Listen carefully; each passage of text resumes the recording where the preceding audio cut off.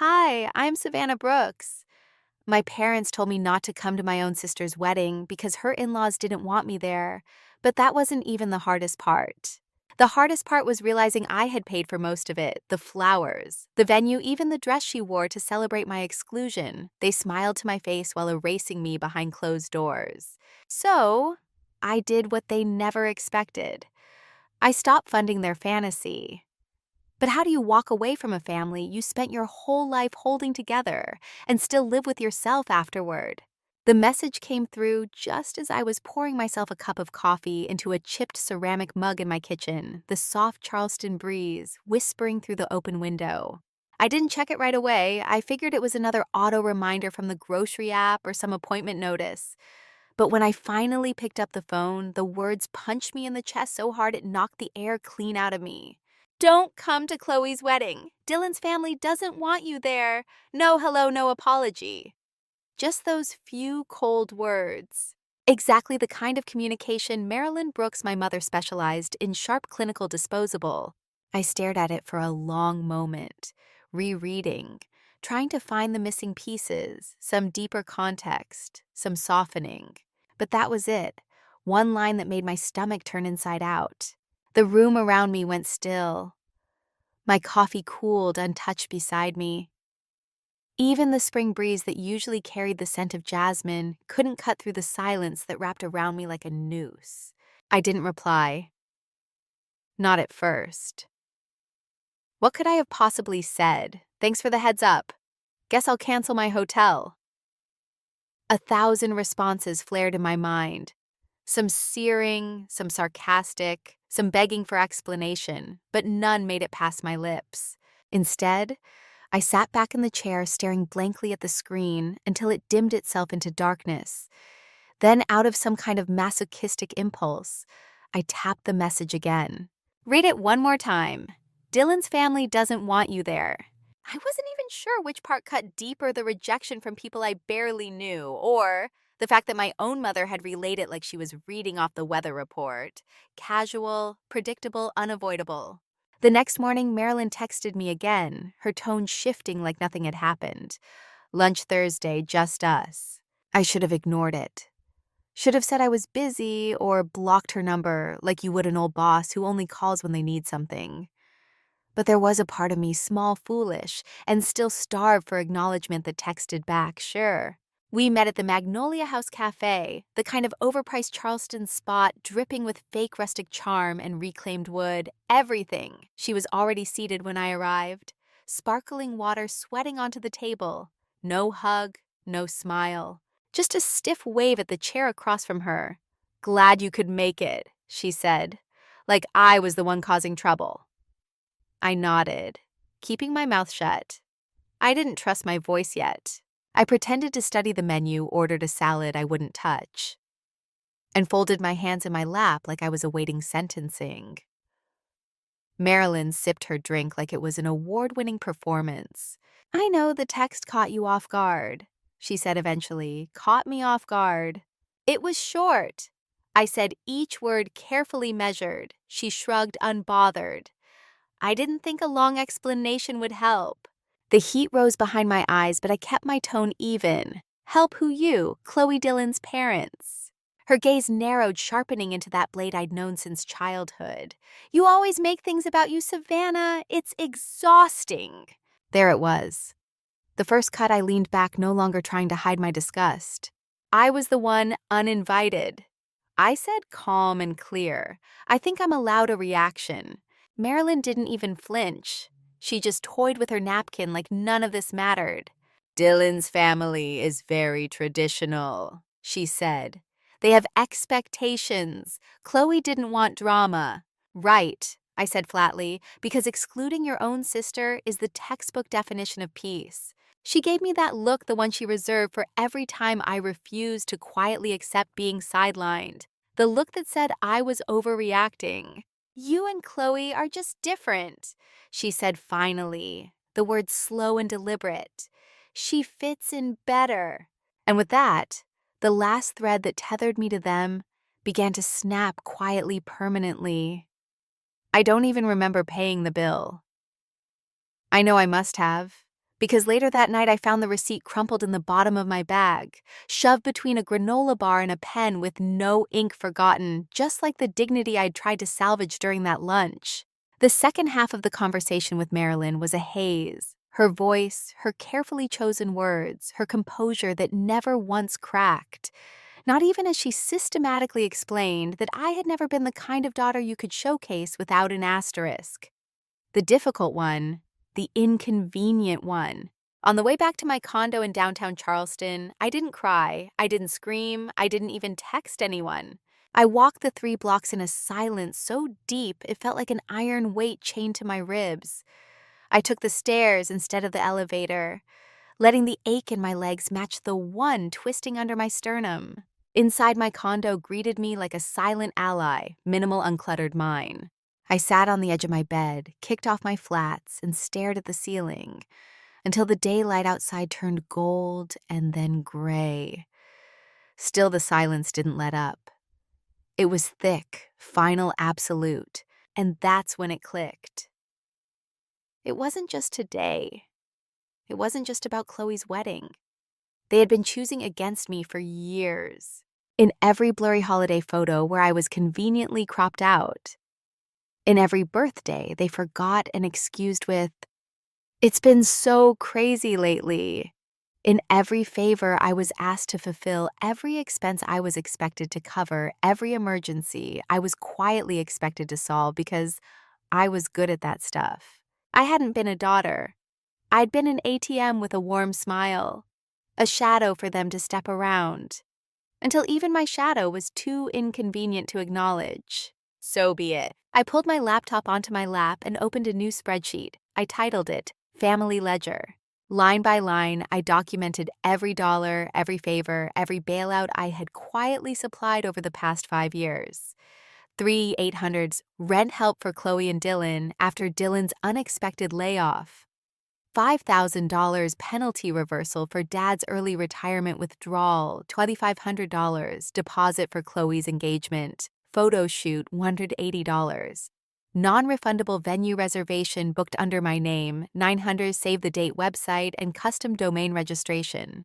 Airbnb for out-of-town bridal party guests charged to my card without even a thank you.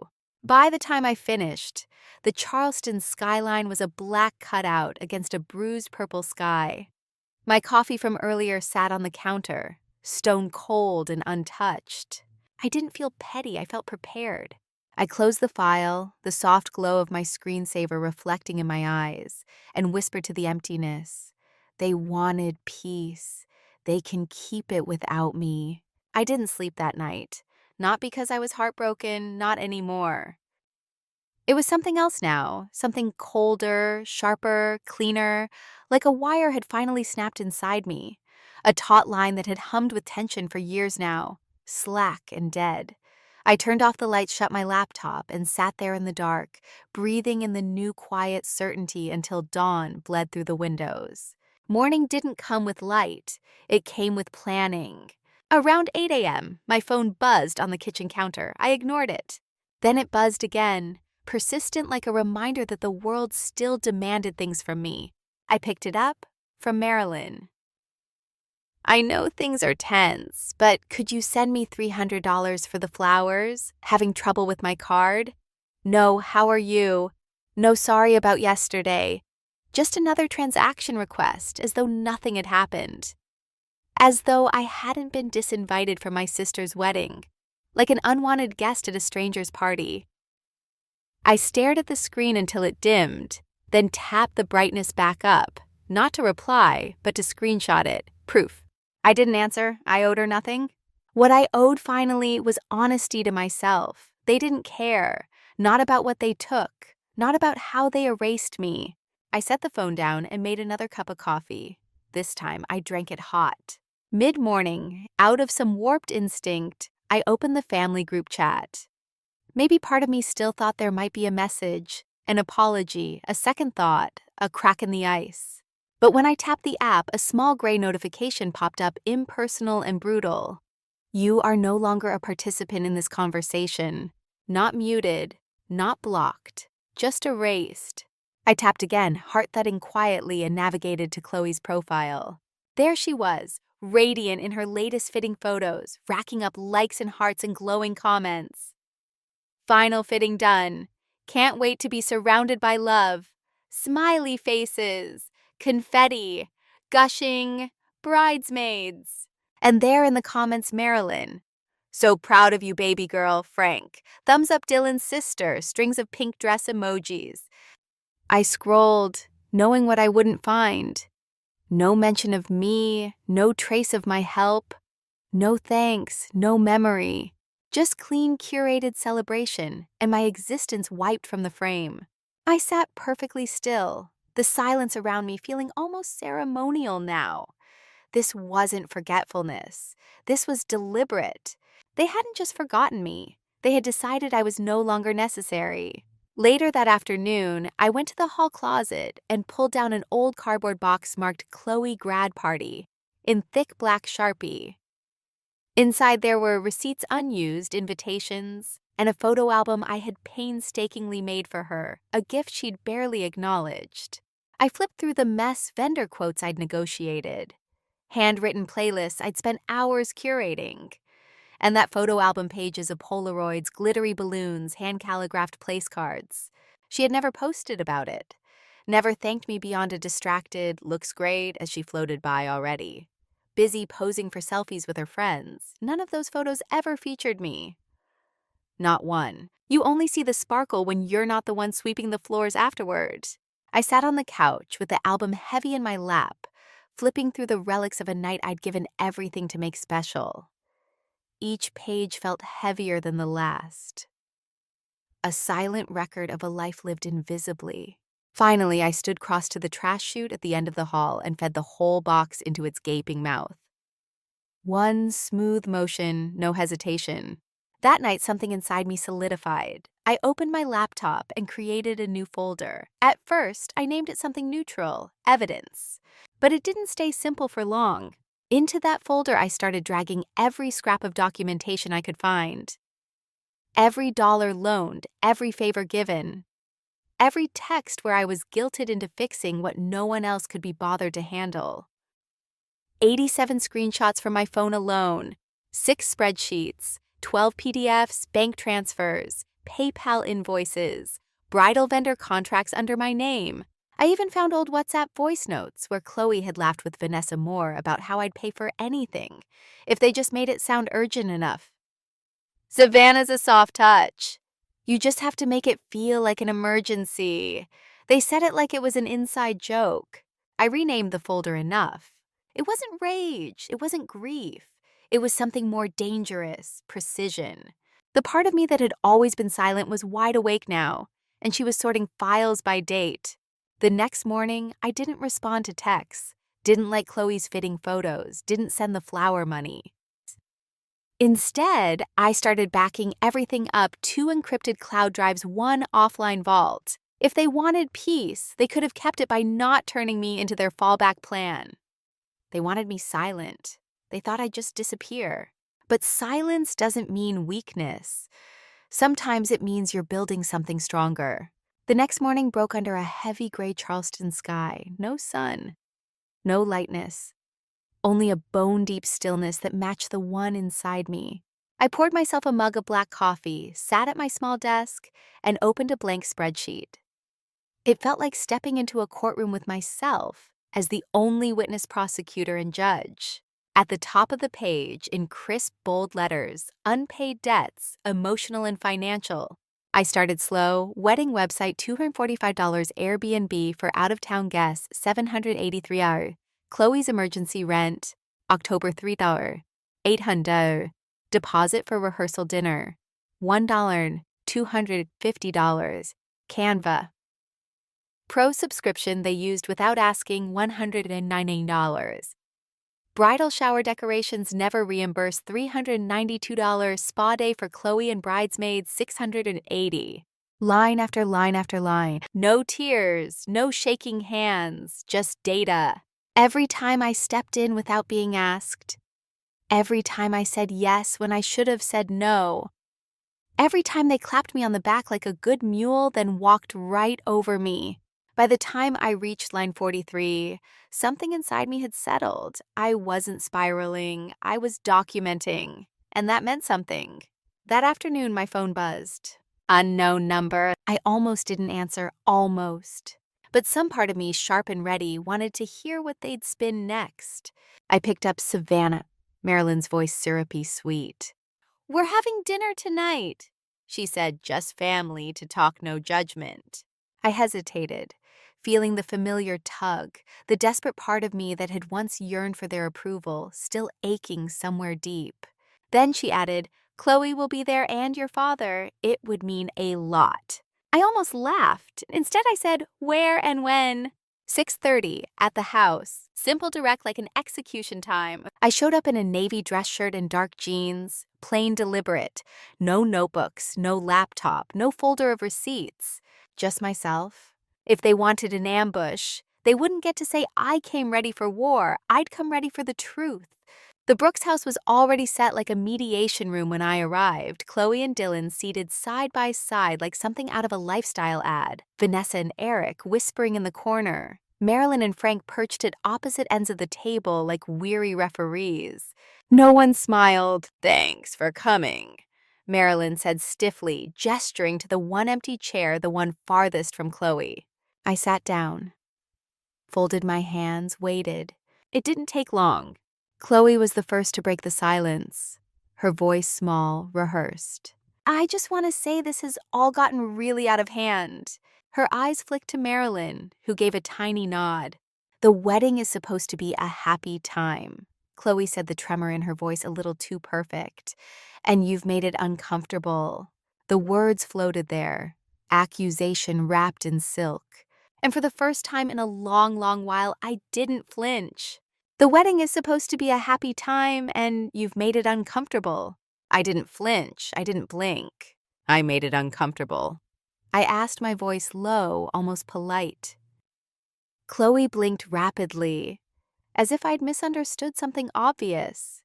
"You've been passive-aggressive," she said the words, slipping out like a rehearsed defense. Not replying to messages, not helping anymore. I stayed silent. Dylan jumped in, his voice dripping with that faux patient tone he used on customer service reps. "My family isn't used to conflict," he said. "You being involved, your attitude, it's not easy for them." I looked at him evenly. "You mean honesty?" Vanessa Moore. Ever the opportunist stepped forward next.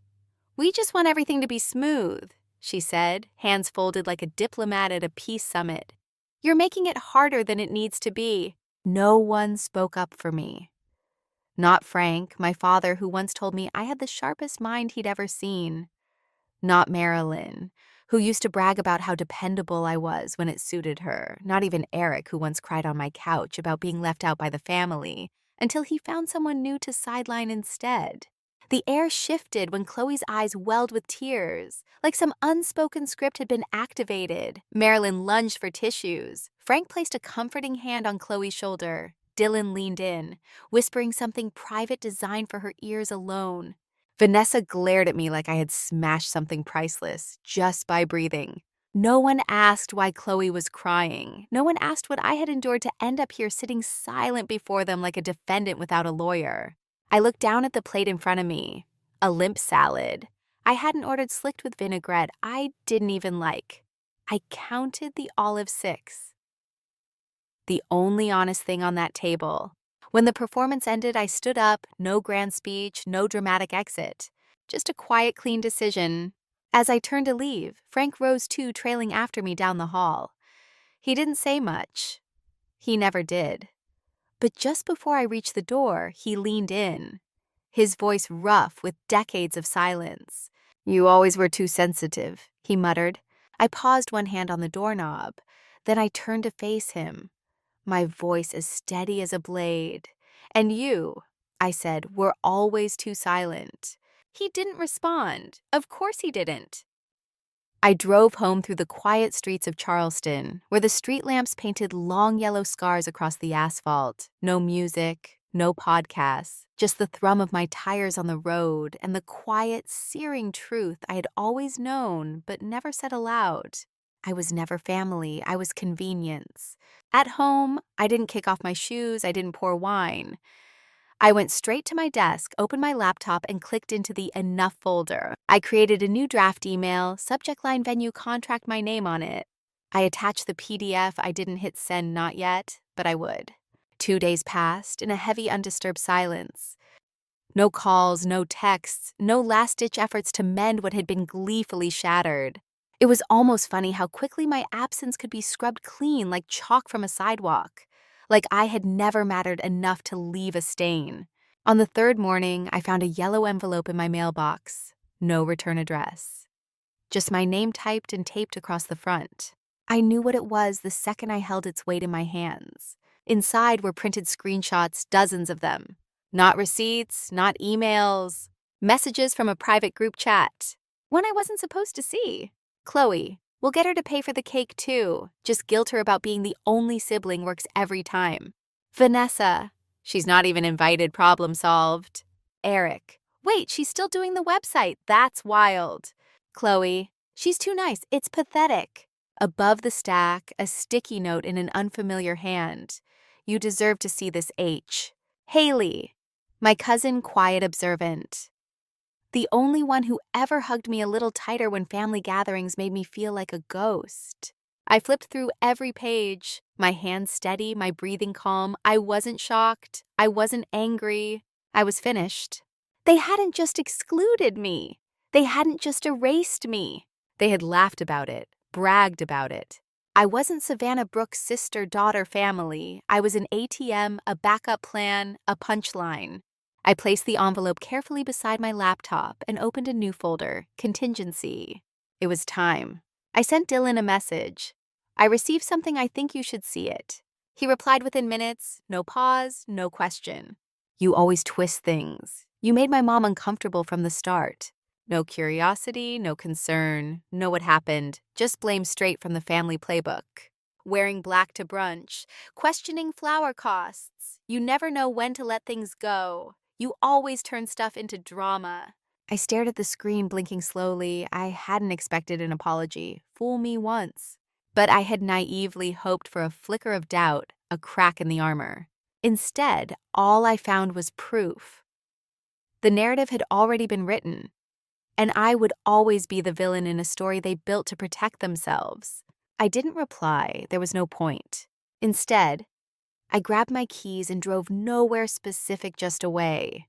Away from the walls that had watched me bite my tongue until it bled. Away from the weight of a life spent being useful and invisible. I parked under a flickering streetlight and sat there, engine humming, memories clawing their way to the surface. I remembered Chloe calling me crying 4 years ago, rent overdue, eviction looming. Within 10 minutes, I'd wired 3,800 no questions, no hesitation. Back then, I called it love. Now I knew better. It was utility. I wasn't family. I was a solution. I picked up the tab. I absorbed the blame. I made things easier for everyone but me. And now that pattern was broken. Back home, I printed the screenshots. 3 sets, 1 in a fireproof safe, 1 in my digital vault, 1 tucked under the mattress. I opened my email, found Paige Landon, sharp skeptical Paige, who now ran her own forensic agency. Her motto, truth leaves metadata. I typed a single line, still interested in verifying digital evidence. I hit send, no attachments, not yet. It didn't take long for her reply to land clean and sharp. Always, what are we burning down? Her message stayed open on my screen for almost an hour. I didn't reply immediately, not because I was hesitant. Because I was planning. That night, I sat hunched over my laptop, scrolling through my old PayPal activity. At first, it was a simple task, categorizing every transaction tied to Chloe's wedding disaster. But then I saw it, $10,000, sent to Marilyn's account almost 3 years ago. The memo line, Chloe's tuition urgent. I remembered the call clearly, Marilyn crying, saying Chloe was about to be forced out of school. I wired it without hesitation, no questions, no paperwork. Family was family, right? Except something didn't line up. I pulled the date, August 4th, and cross-checked it against public business records. Paige Landon had taught me how to do that years ago, back when I still thought being useful meant being loved. A few clicks later, it appeared. Nimbus Edge, LLC registered, August 9th. Members listed Vanessa Moore, Chloe Brooks, Eric Moore, filed through a virtual agent based out of Charleston, South Carolina. And then I saw at the place to insert the new conflict you'd requested. Curious, I dug deeper. On Nimbus Edge's website, tucked under the About Us page, there it was, proudly funded by the Brooks family legacy. Brooks, my last name, my sacrifices, my silent investments. Chloe had even pitched the company last month at the Charleston Startup Summit. According to a press release I found buried under layers of self-congratulation, she had stood there smiling brightly, showing off brand logos, concept decks, and product pipelines, half of which were visuals I had designed during late nights spent helping them thinking I was building a future we could share. Not a single footnote of credit, not a single acknowledgement. They hadn't just erased me. They had built a castle from the bricks I carried and called it theirs. No mention of me in the LLC filings, no trace of the $10,000 seed money that had been disguised as tuition. The money wasn't for college. It was a cover, a lie. They had used my loyalty like a blank check. They hadn't just stolen from me. They had laundered my belief in them into something they could sell to investors.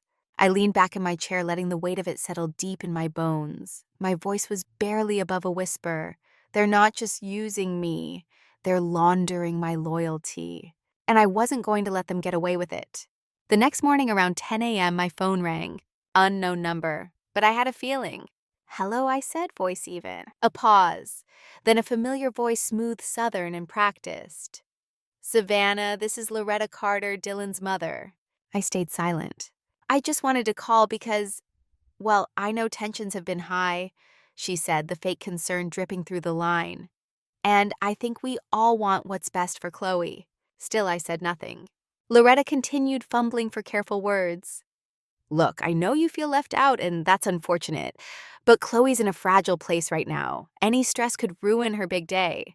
So maybe if you could just hold off on anything disruptive. There it was, the real reason for the call. I let out a dry, almost amused chuckle. Disruptive, I said, like being erased from the family, or just being asked for money after being told not to show up. She hesitated. We're not trying to exclude you, Loretta said weakly. We're just curating a safe experience for family. That word, curating, as if I were a toxin to be filtered out. Then maybe you should have excluded my money too, I said flatly. A long breath on the other end of the line, and then low and cold. Just don't do anything you'll regret. She hung up before I could reply. I stood there in the kitchen, the phone still warm in my hand, but the audacity didn't even shock me anymore. Not after what I had uncovered. This wasn't a misunderstanding, it was a strategy. They knew exactly what they were doing. They had planned it, scripted it, executed it. I grabbed a pen and a yellow Post-it note. Wrote one sentence, each letter carved with quiet fury. No one who benefits from me gets to erase me. I folded it and stuck it above my laptop just under the Enough folder tab. Then I opened a new email to page subject line verified ownership Nimbus Edge. Body. Need your forensic eye on Nimbus Edge. I want to know who's legally liable. I hit send. This time I wasn't offering loyalty. I was preparing for war. While waiting for Paige's response, I dove deeper into Nimbus Edge's public footprint.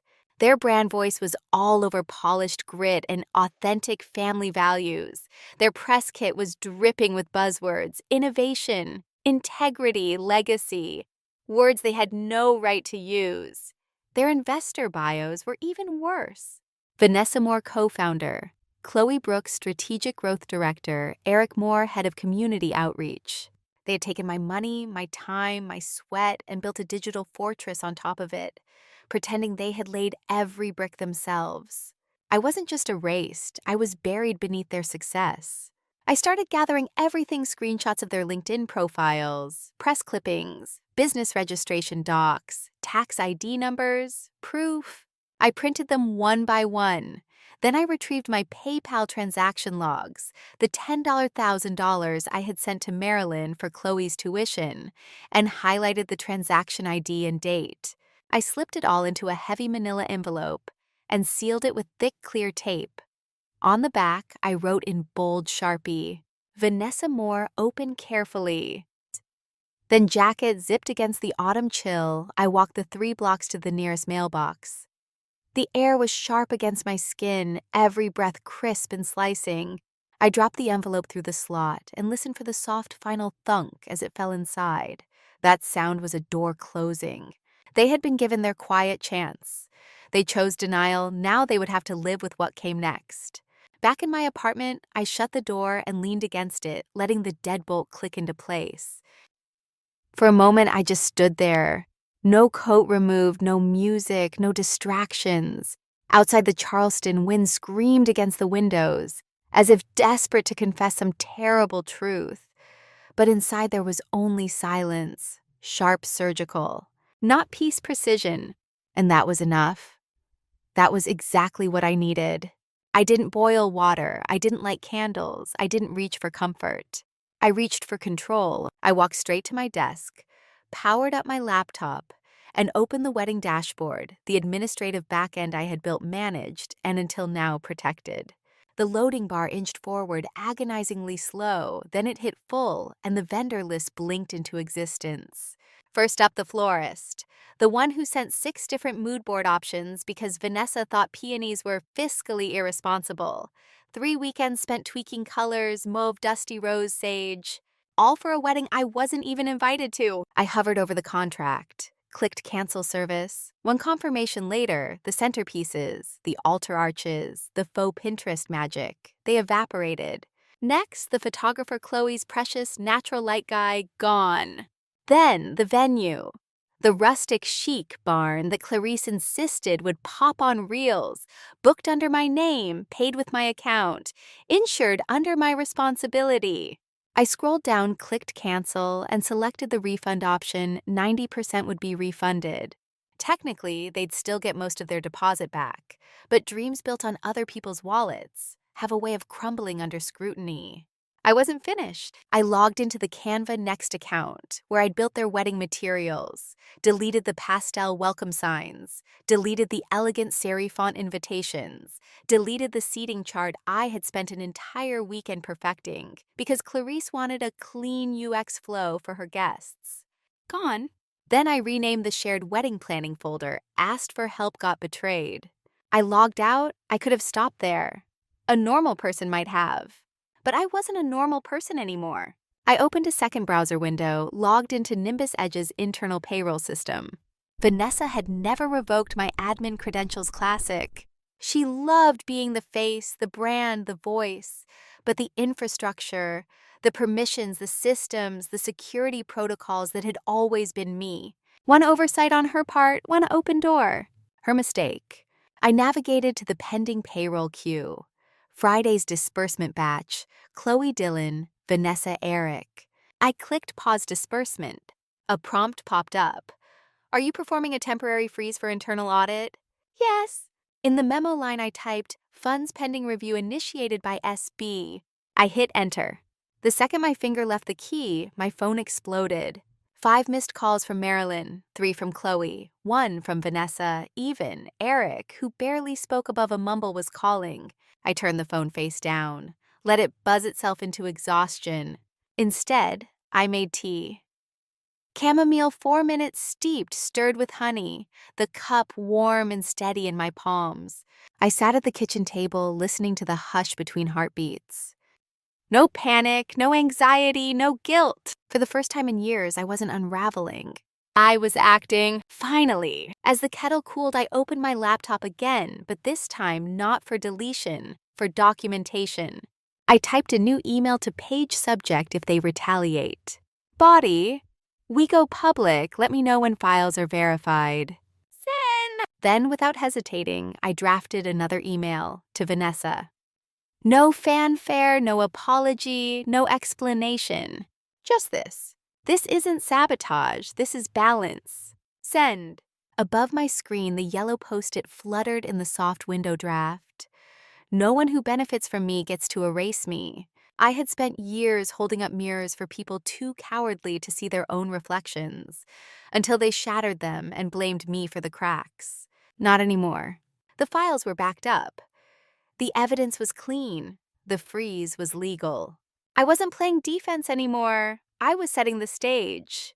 And soon, they would find out exactly what it feels like when silence becomes strategy, the architect of someone else's empire of smoke and mirrors. Let them call their lawyers. Let them scream into their polished kitchens. Let them bluff and threaten and scramble. I was done playing by the rules they wrote to keep me small. By the time the kettle clicked off and the tea cooled beside me, Paige's reply lit up my inbox like a lit fuse. Subject line Vanessa, M, metadata, match confirmed. There was no lengthy explanation, no apology for what I was about to set in motion, just cold, precise facts. LinkedIn burner profile match. Vanessa's home IP address and MacBook Pro serial ending in 29 GF timestamp. Identical to the day I froze payroll and canceled wedding services. Attached were screenshots of the burner account. Wedding Watch Charleston, a bland profile with no real photo, no real name. Just one single post, but dozens of acidic comments hidden under trending vendor threads. Word of advice: never trust unstable clients who fake generosity. Emotional leverage isn't partnership, it's manipulation. Beware of consultants who pretend to support your dreams until they blow it all up. None of them named me. They didn't have to. Vanessa's writing style was unmistakable. Precise like a scalpel, not a machete. Cutting not for anger, but for sport. Quiet, insidious, cruel. I scrolled through the thread again, catching the pattern woven through the fake concern and weaponized pity. They weren't just pushing me out. They were trying to paint me as dangerous to their finances, to their reputations, to their carefully curated fantasy of success. And for the first time since this mess began, I actually laughed. Not because it was funny, because it was so tragically predictable. I copied the metadata from Paige's report and pasted it into a new document, Digital Defamation, Vanessa Moore. Then I opened Instagram. The post hit me before I even tapped the screen. Chloe standing under fairy lights at what I recognized instantly as her final wedding fitting. Her caption screamed beneath the soft filter. As some people in your family can't stand when it's not about them. That's not love. That's control. She had tagged Dylan, Vanessa, Eric, Marilyn, everyone it seemed, but me. Not a surprise, not anymore. The comments section was an open wound of validation. Proud of you for setting boundaries. Blood isn't thicker than peace, girl. Let go of the toxic ones. I didn't cry, I didn't shake, I didn't even screenshot it. I didn't need to. I already knew how to save what mattered. I opened my encrypted drive, the same one that held the family ledger and every documented slight, and uploaded the LinkedIn burner screenshots, Vanessa's business registration documents, my PayPal transfer receipt highlighted like a neon betrayal, Chloe's public smear post. Then I started building the timeline. May 11th, burner account created. May 13th, payroll frozen. May 14th, Chloe's public boundary setting post. They were moving fast. They underestimated how much faster I could move with evidence and precision. I scrolled through her post one last time, memorizing the fake narrative they were so desperate to make real. Then I closed the app without responding. I wasn't going to fight them in comments. That's what they wanted. Proof I was spiraling. They wanted drama. I would respond with proof. I scribbled the words into my notebook in steady block letters. They weaponize silence and perception. I'll respond with facts. Then I reopened my encrypted drive. Inside were every document Paige had validated, every notarized contract, every screenshot of unpaid favors and quietly exploited generosity, every fake account, metadata report, every public defamation attempt. I compressed the files into a password-protected zip folder and uploaded it to a secure cloud drive. Then I composed 3 emails. First, to my attorney, subject pattern of targeted defamation body. All documentation attached. Please prepare pre-litigation letters if necessary. Second, to a local Charleston business reporter, one who specialized in family-run startups. Subject: Nimbus edge behind the facade. Body: curious if you're still covering tech founders who build empires on borrowed ground, evidence attached. Third, To Jenna, my accountant, subject forensic review request, Nimbus Edge financial flow body. Please begin tracing expense links, particularly where company accounts overlap with personal favors and undocumented transfers. Each email included the download link to the evidence package. When I hit send on the last one, my phone buzzed again. Blocked number. I let it ring once, twice, then declined the call. Seconds later, a text came through. Hope you're proud of what you've started. Unknown number. I smiled, a real one this time. And then I powered off my phone completely. They had built their story on quiet exploitation, betting everything on the hope that I would stay quiet too. Ashamed, too exhausted, too loyal to ever fight back. But they had bet wrong, dead wrong. Because now my story wasn't whispered. It was written, documented, notarized, and backed by people who printed truths for a living. Let them try to spin the narrative. I had already mailed the receipts, I had already lit the match. And for the first time, they were the ones scrambling to catch up. I stepped out into the cool vineyard air. The fairy lights behind me flickered weakly, the night folding in around me, clean and silent. I expected footsteps chasing after me. Maybe a shrill voice trying to claw the night apart. But no one followed. No one dared. Because the thing about being underestimated for years, when you finally speak, when you finally act, it's deafening. And they heard me. Every last one of them. Loud and clear. My phone buzzed before I'd even reached the gravel lot. A text from Marilyn. Savannah, I'm sorry you misunderstood everything. Family fights hurt everyone. Can we talk before things get worse? No apology for the betrayal, no ownership of the lies, no acknowledgement of the years they had weaponized my love against me. Just fear. Raw, clumsy fear. Fear of what their polished, carefully curated image would look like once the facade cracked wide open. I stared at the message, the familiar pang of old instincts tugging at my chest. Fix it, smooth it, carry it. But I shut it down before it could breathe. I didn't respond. Silence. I had learned was a complete sentence, and tonight it said everything. The vineyard loomed behind me, perfect and hollow like a stage abandoned.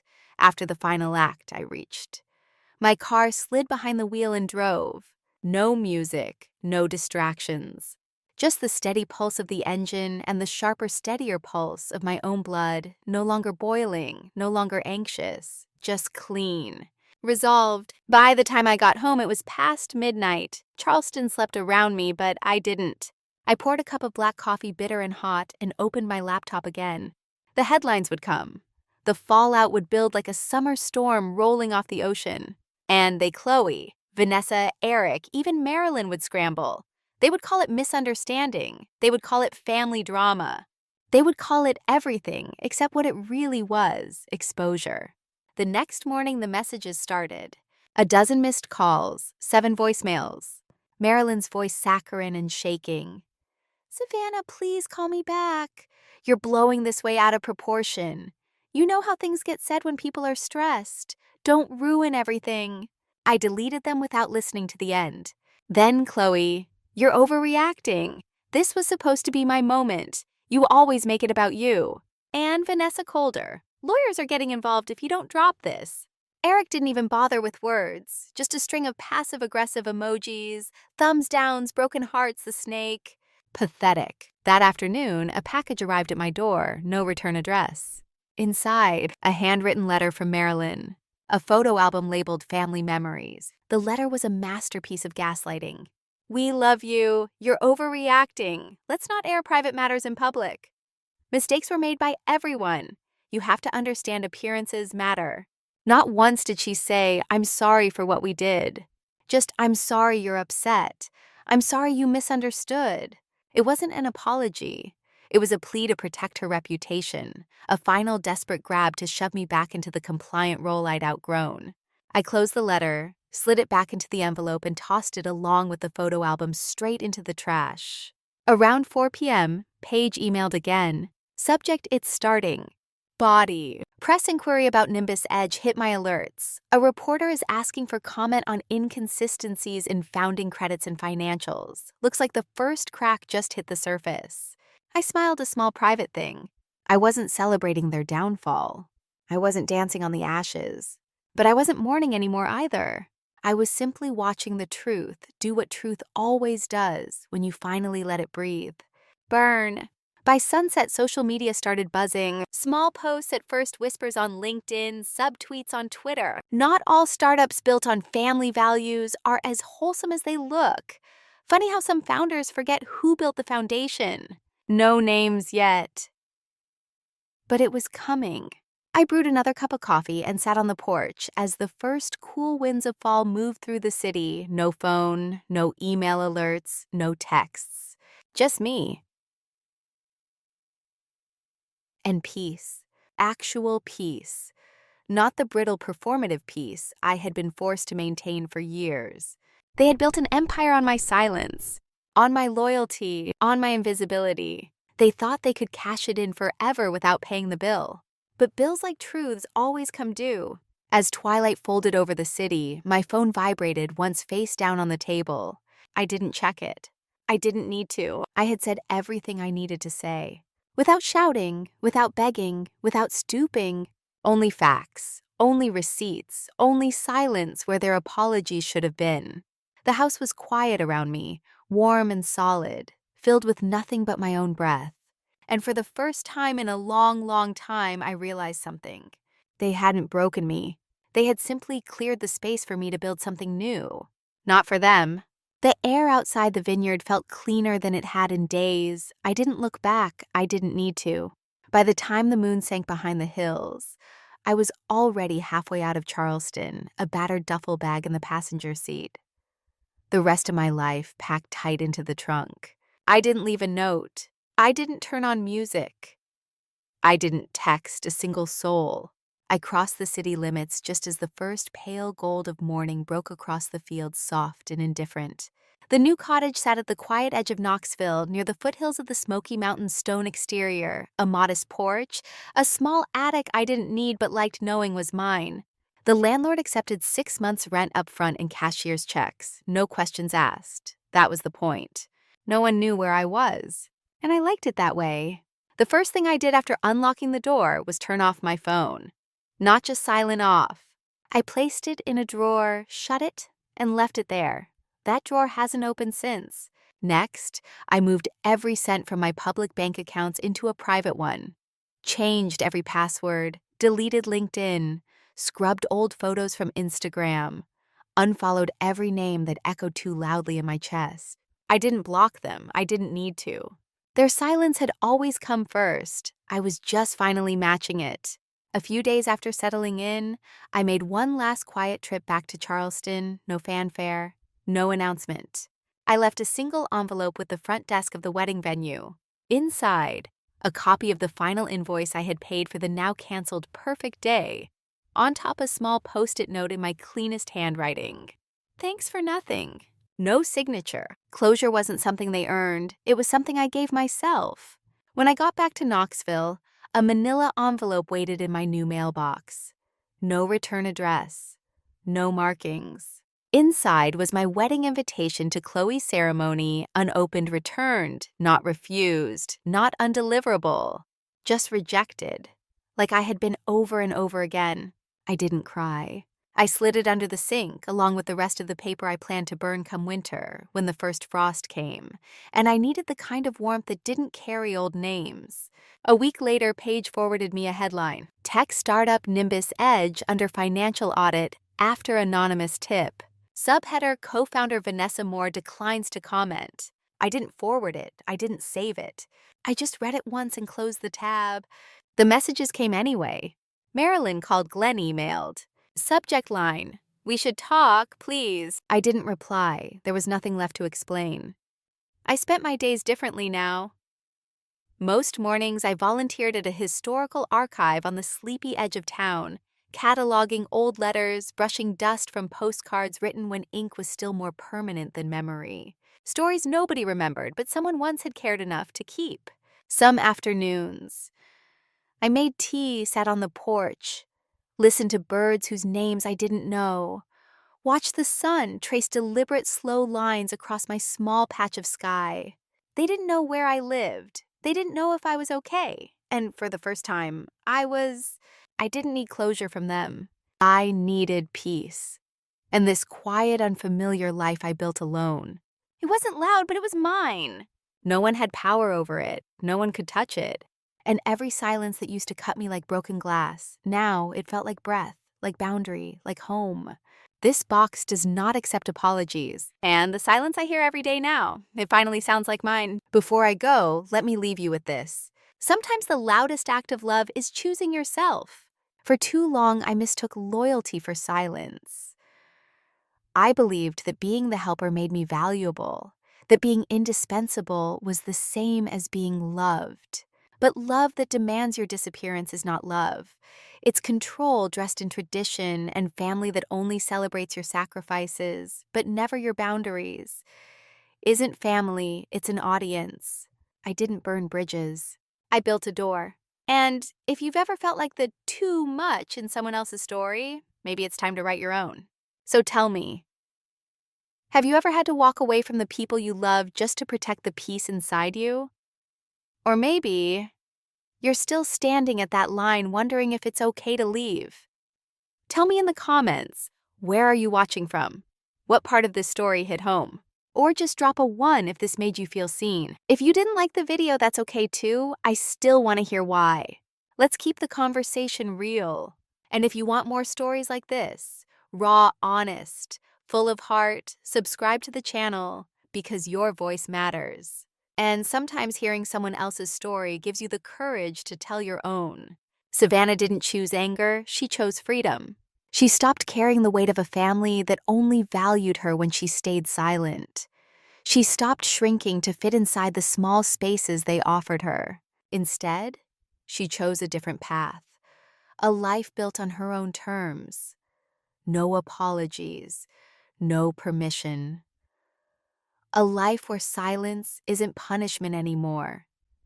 It's peace. If you've ever given everything and felt invisible, if you've ever been made to believe you had to disappear to be loved, you're not alone. Share your story in the comments. I read every one because every voice deserves to be heard. Comment 9 if you're also on the journey of finding your way back to you. And if this story touched your heart, don't forget to like the video and subscribe to the channel so we can keep walking these powerful healing journeys together.